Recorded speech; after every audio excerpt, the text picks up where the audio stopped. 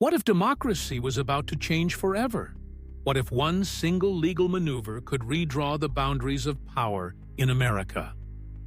Donald Trump's latest move isn't just another headline. It could redefine the rules of democracy itself. Some call it audacious, others call it dangerous. But either way, its reverberations will be felt far beyond the U.S. So, what does Trump's new strategy really mean for democracy? Let's decode it. To grasp how explosive this moment is, we must see Trump not just as a politician, but as a disruptor. Every step he takes has consequences.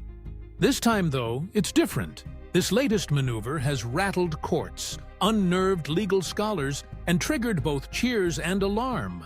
Why? Because it challenges the very idea that no one is above the law. It questions whether rules apply equally, especially to the powerful. So what exactly is Trump doing now? His new move seeks sweeping executive immunity, a claim that, as president, past or future, he cannot be prosecuted or even investigated for any federal crime while in office. In his legal filings, Trump's team argues that the Constitution grants the president near absolute immunity. That would mean no special counsel, no criminal investigations, no prosecutions for actions taken in the scope of official duties. In other words, a presidential safe zone beyond accountability. To supporters, this is a necessary shield, a way to protect the presidency from partisan weaponization. To critics, it's a power grab that guts the rule of law. Because if a leader is above the law, democracy itself is at risk. Democracy rests on three fragile pillars. First, institutions. These are the courts, independent prosecutors, checks and balances. They must remain neutral referees. Second, trust. Without public belief that rules apply equally, legitimacy vanishes. Third, rules. These are guardrails, constraints on ambition. Trump's push for executive immunity tests all three. Institutions. Will courts accept or reject this constitutional claim? The judiciary itself is under pressure to define the limits of presidential power. Trust. If citizens see that leaders carve exemptions just for themselves, faith in fairness disintegrates. Rules. The constitutional rules, separation of powers, accountability, are being challenged at their root. Here's where psychology drives the story. Leaders like Trump harness emotional loyalty, not because of policy, but because of identity. His supporters don't just vote for him, they belong to his cause. That bond makes defending radical legal claims feel like defending their own identity and dignity. Yet critics feel anger, alarm, betrayal. To them, this is not protection, it's privilege.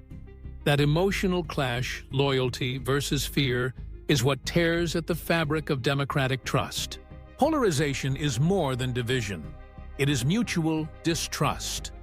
Families, friends, neighbors stop listening. Each side inhabits its own reality. Trump's immunity claim intensifies this. To believers, it's defense. To opponents, it's lawlessness. The debate becomes not about policy, but about the sacredness of legal norms. In that environment, compromise dies and democracy languishes. And this is not just an American problem. Around the world, authoritarians and would-be strongmen watch closely. What if they see that military coups and populist power grabs aren't needed, just a legal reshuffling, a court victory, a reinterpretation of immunity? If Trump's claim succeeds, other leaders might emulate, rewriting constitutions, weakening prosecutions, shielding themselves behind state prerogative. Democracy becomes vulnerable everywhere. So, what lies ahead? Two diverging paths. Path 1. Trump's legal gambit fails. Courts reject immunity, institutions reassert themselves, and the public mobilizes to defend rule of law. Democracy might emerge stronger.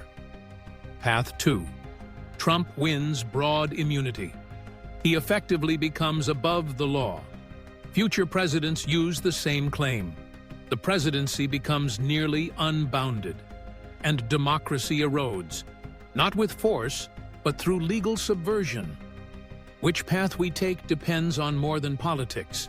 It depends on you, me, and every citizen. The future of democracy will not be decided only in halls of power, but in every vote, every voice, every decision made by ordinary citizens.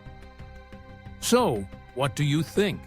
Is this the beginning of a new era, or the beginning of the end? This is US and World Politics Decoded. Thank you for watching.